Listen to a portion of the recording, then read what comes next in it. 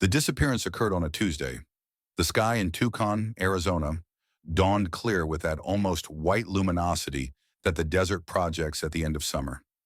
It was 7:30 in the morning when Daniel Herrera, 19, parked in front of Claudia Elizondo's house. The roar of the 1978 Jeep Wagoner momentarily broke the silence of the residential street. In the back seat, Tomas Aguilar leaned over a crumpled map while Luis Mendoza searched for something in the glove compartment.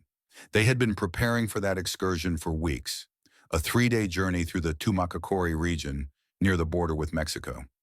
They wanted to explore old abandoned roads, areas marked by smugglers' trails, and old unregistered ranches. None of the four had a problematic background or reason to flee. They had plans for their lives anchored in the immediate future: college enrollment, part-time jobs, summer romances. Claudia, the youngest of the group, wore a Kodak Pocket Instax camera around her neck. Her father had been a wedding photographer, and she maintained the hobby with a nostalgic look. They left Tucson at 8:15 after stopping briefly at a gas station on the interstate to refuel and buy groceries. The roadside store clerk was the last to clearly see them.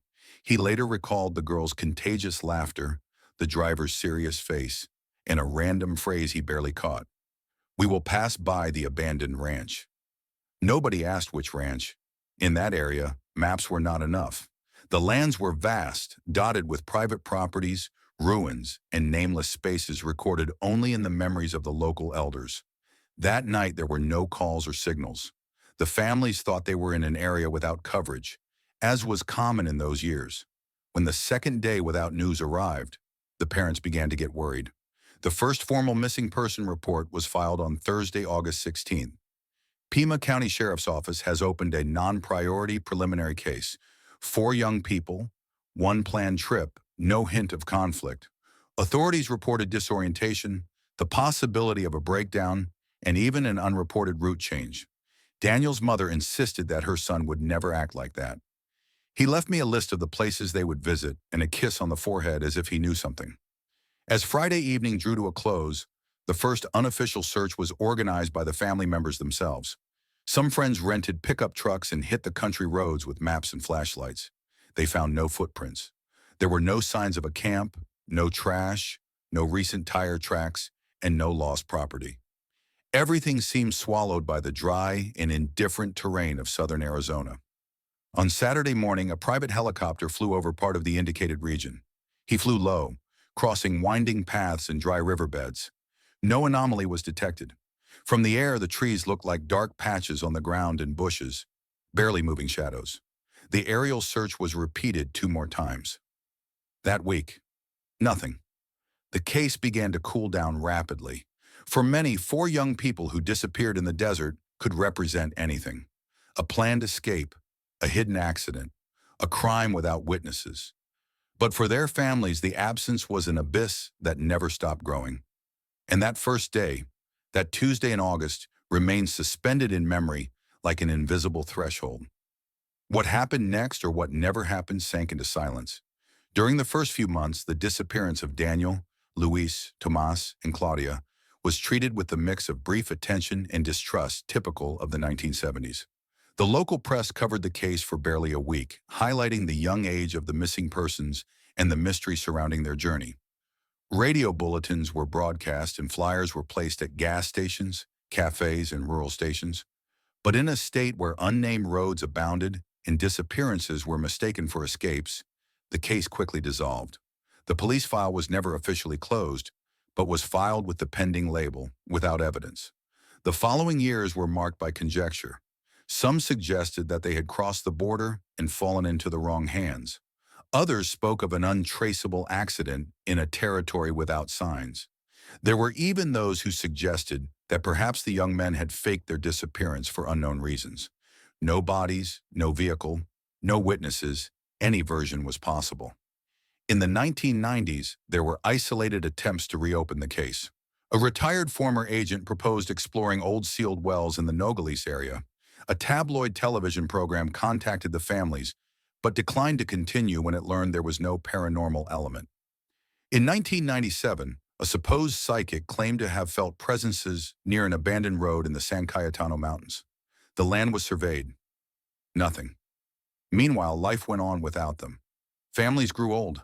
Claudia's mother passed away in 2003, having continued to place a white candle in the frame of the only group photo she had preserved every August 14. Tomas's parents sold the house where their son grew up and stopped answering calls from curious people. Daniel was declared legally dead in 1995, although his mother refused to sign the certificate. He kept his room intact, including the newspaper clipping in which it was written. 4 young people disappear on an unknown road. For 4 decades, the name of the Vero Ranch never appeared in the reports. No one mentioned it. No map pointed it out. It was one of those places that slip into collective oblivion, swallowed up by dust and omission. The family that lived there had grown old, sold off parts of the land, buried secrets deep within their property. In 2015, a solar plant was approved for installation in Santa Cruz County, near the border. The federal project aimed to take advantage of abandoned areas for energy development in the south of the state. For 4 years, topographic measurements, soil studies, and land clearing were carried out. No one suspected that this project would unearth more than just stones. The story of the 4 hikers began to fade, becoming a footnote in local history. But in a box at the county archives, a young intern scanning old documents found an unclassified sheet of paper. It was dated September 1979 and mentioned an anonymous call received by the rural police. "I heard gunshots near the old ranch road. I didn't see anything, but the silence was strange." The report was never followed up. The intern scanned it and sent it to a supervisor who did not respond. The document was once again buried in bites until something emerged from the subsoil in July 2019. Literally at 8:43 a.m., under a persistent white sun embracing the shadeless terrain of Santa Cruz County, Arizona, a crew of workers interrupted their grading work after a dull sound. The backhoe had hit a metal body buried just 1.5 meters deep. At first, they thought it was an old water tank or a rusty agricultural structure. But the worker, upon cautiously getting out and wiping off some of the adhering dust with his bare hands, noticed the unmistakable relief of a door frame, the straight outline of a bumper, and the chrome, still visible on an almost intact fragment of the front headlight. It was a vehicle, a 1978 Jeep Wagoner, rusted, half-buried, hidden for 40 years. The discovery immediately halted the work. A security tape was placed around the point. The field supervisor was informed, and just 30 minutes later, the county sheriff was on his way with a forensic unit. By the time the media was alerted, the vehicle had already been photographed and partially unearthed, revealing a surprising state of preservation. Despite the passage of time, the body retained its basic shape, and the windows, covered in dust but unbroken, kept the interior sealed. The tires were flat but still attached to the axles. The doors, blocked by the pressure of the earth, were opened with hydraulic tools. What they found inside was not a body, but a scene frozen in time. There were personal belongings scattered around in a haphazard manner. A flashlight with no batteries, a 1978 Arizona road guide, a crumpled denim jacket on the back seat, a broken glass bottle, a pair of crushed sunglasses, and a small canvas backpack with its zipper unzipped. But it was a technician checking the side compartment of the passenger door who found the object that would change the course of the case. A Kodak Pocket Instamatic 110 camera, still in its brown vinyl case. The camera was transported with extreme care to a specialized film recovery laboratory in Flagstaff. After days of chemical cleaning and controlled manipulation, technicians were able to reveal the cartridge. It contained 8 images.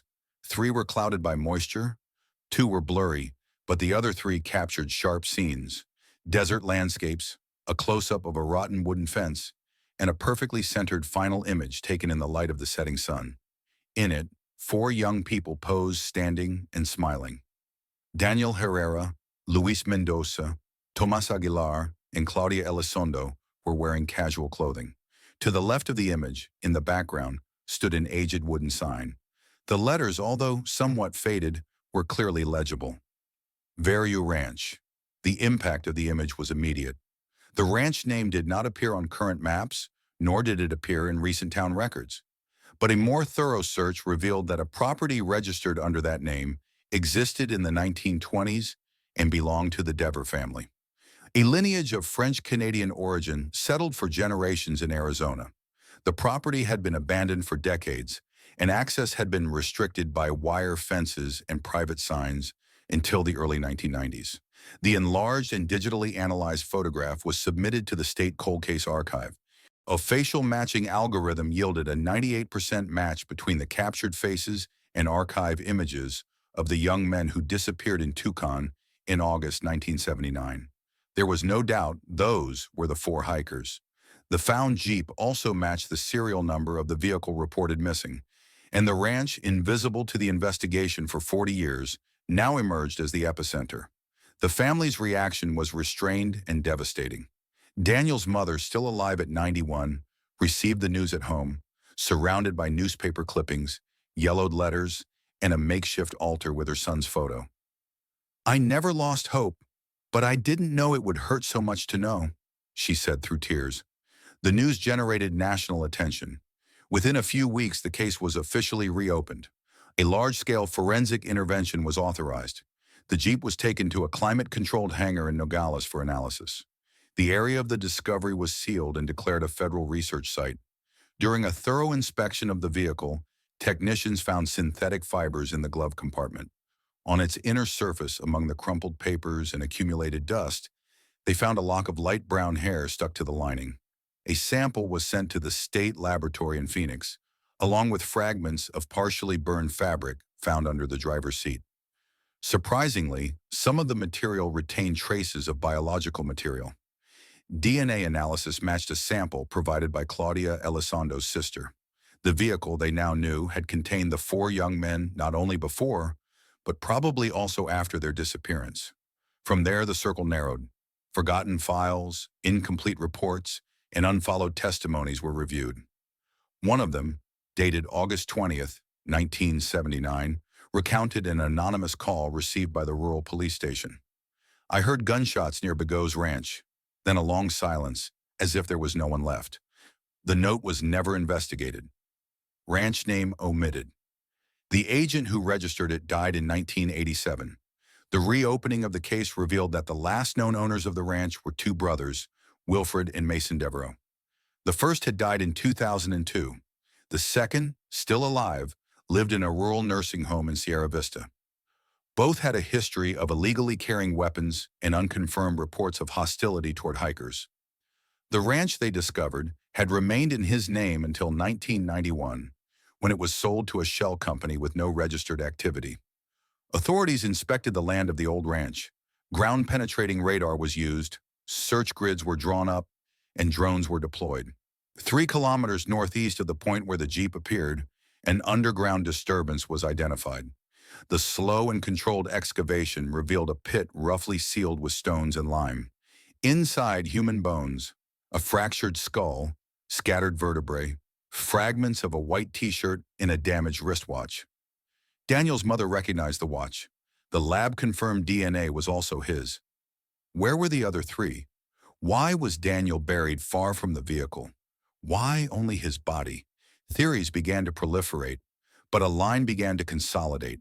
The young men had been deliberately executed, and someone, probably one of Vero's brothers, had concealed the crime by burying the vehicle and scattering the remains. A note found in a Jeep toolbox contained just 6 words written in smudged ink. "All this silence will be eternal." Sorry, that phrase, which would later become a symbol of the case, closed the discovery phase. The stage of truth was just beginning. The confirmation of Daniel Herrera's genetic profile led to a radical change in the case.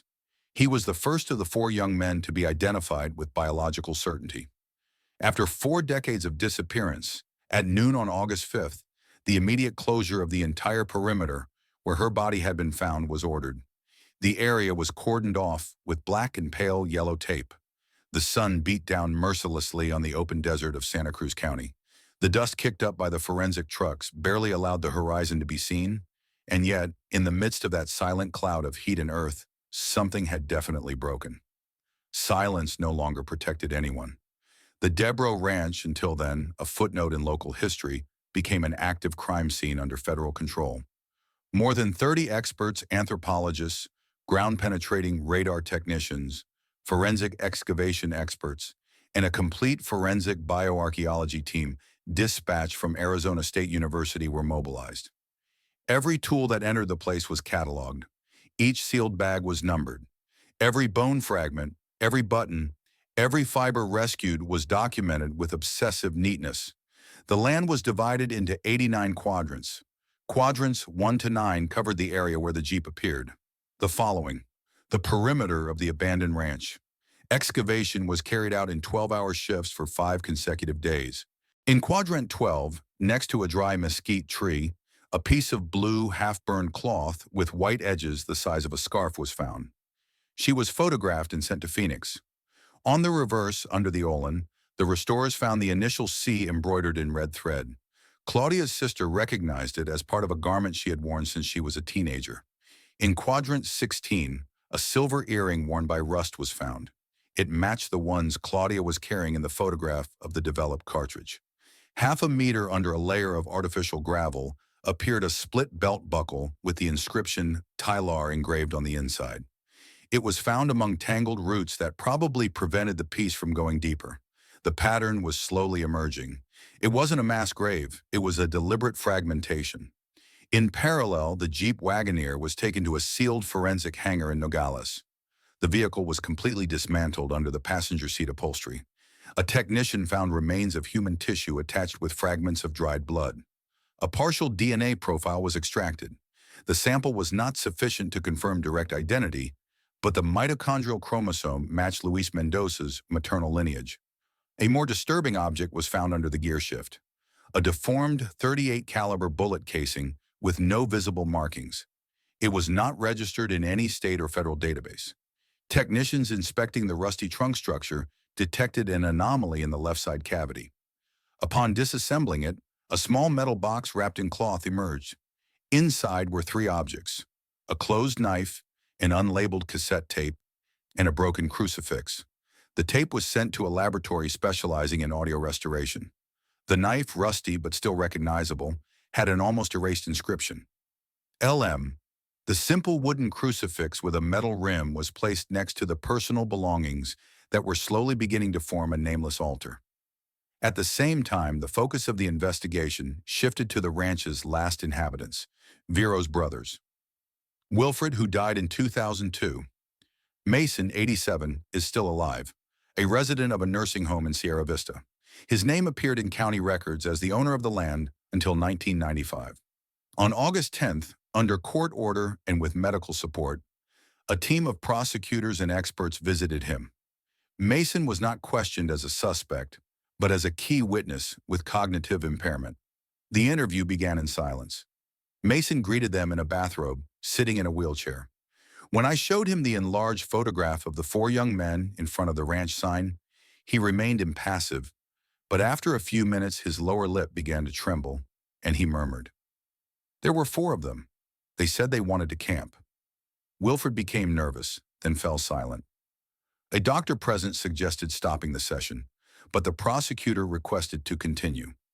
In a moment of apparent lucidity, Mason said, she, the girl, was wearing something red in her hair. He cried when he saw the shotgun. The phrase was recorded in the minutes and later validated by forensic psychologists as a mnemonic testimony. It wasn't an invention. It was a memory, a fragmented one, but embedded deep within a memory ravaged by time. That same day, technicians discovered a collapsed underground structure near the East Corral. Under 1.5 meters of rubble, stones, and roots, a rusty steel safe was found embedded in what had been a load-bearing wall. The mechanism was damaged. It was opened with cutting tools.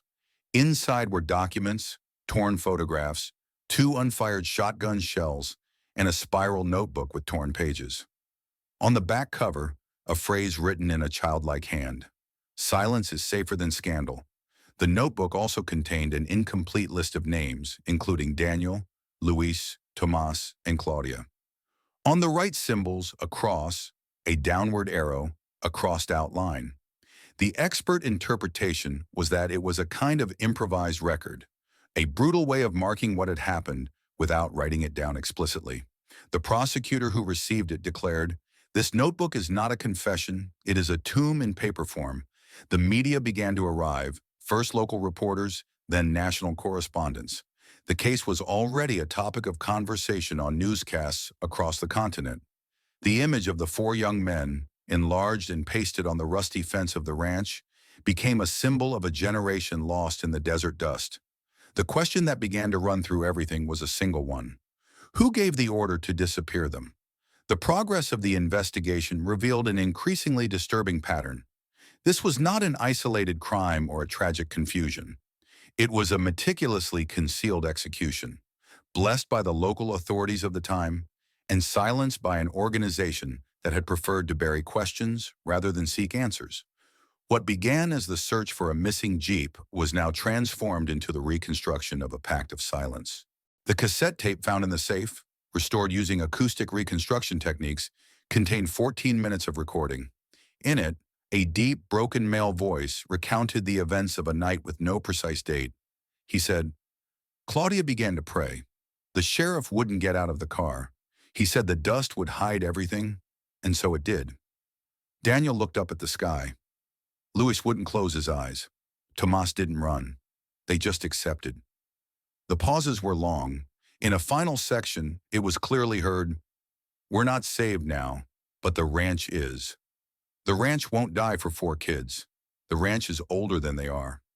The contents were compared with vocal records of Wilfred DeBrow, recordings taken from a rural documentary filmed in 1978. The result was devastating. 98% match.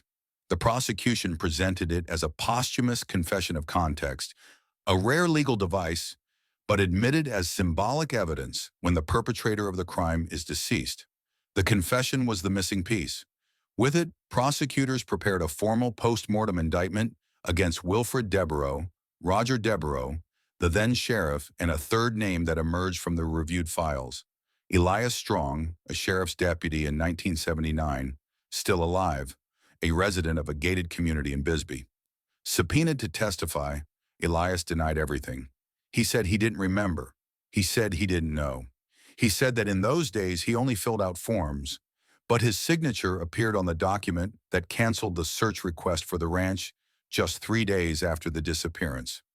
On November 19th, the symbolic hearing was held at the Nogales Superior Court. Hundreds of people attended, some carrying photographs of the four young men, others carrying candles, and still others holding signs. In the courtroom, sitting in the front row, was Daniel's mother.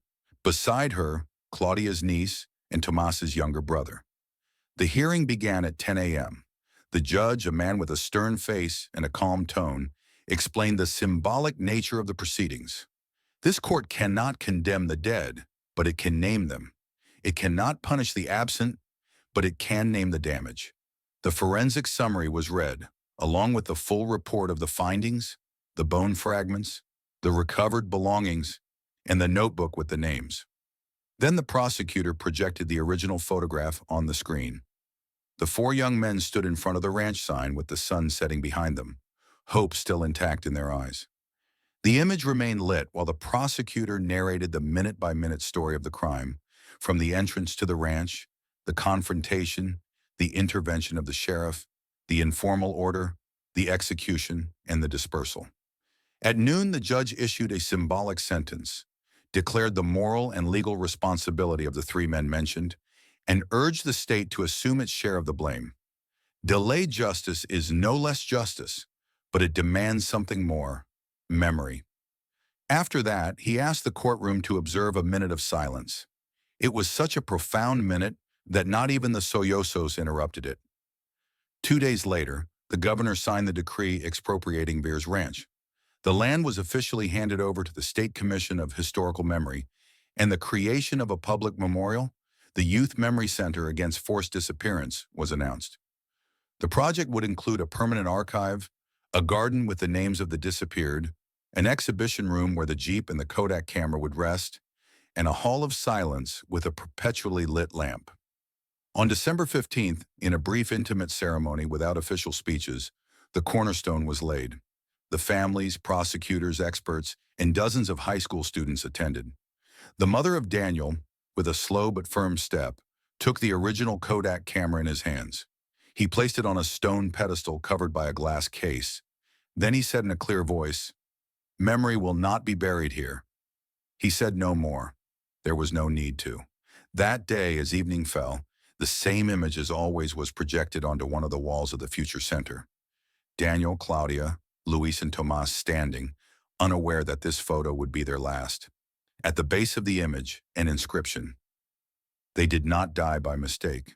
They died in silence. Today, silence gives them back their names. And so the case, which had begun with an excavation to install solar panels, ended by giving back a face, a story, and justice to 4 lives that should not have been lost. The desert, which had fallen for so long, had finally spoken. Days passed. The calendar entered a new year, but in the homes of those who loved Daniel, Claudia, Tomas, and Luis, time no longer obeyed the almanac. For them, everything was now divided into 2 eras, before the discovery and after, of the restored name. On January 1st, amidst the celebrations that filled the streets of Tucson with lights and noise, Daniel's mother lit a candle in front of her son's portrait. She wasn't celebrating the coming year. She was praying for the lost years. At her table, there was no longer a silence of uncertainty, but a deeper one, that of certainty. Her son was dead, but he was no longer missing. He was no longer a number, a forgotten folder, a withered photograph. He was a body returned, a name spoken, a pain legitimized. That same month, in the classrooms of Santa Cruz County, several teachers began to include the case in their history and ethics classes, not as a judicial topic, but as a testimony.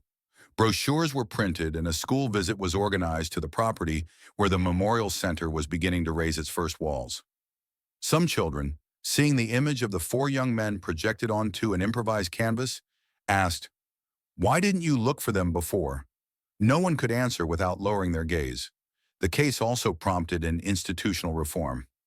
On January 15th, in January, a state law was signed requiring an annual review of all cases of disappearance opened before 1990. A special prosecutor's office was created for historical crimes. A public hotline was opened for filed complaints. The forgotten voices began to emerge one by one, but beyond the laws, the articles, and the tributes, something deeper remained, something that didn't fit on the pages or in the statues. A memory remained in the form of a scar.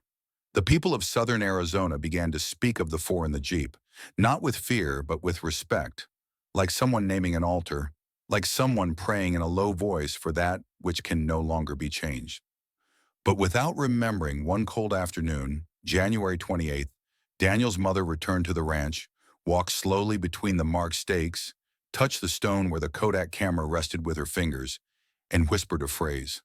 No one was around to hear it, but those who saw her say that, as she said it, she closed her eyes and smiled for the first time since the summer of 1979. And it was then, finally, in the arid heart of Arizona, that 4 absences became presences. 4 names returned to the world of the living, not for revenge, not for punishment, but for something more powerful and definitive, the justice of being remembered.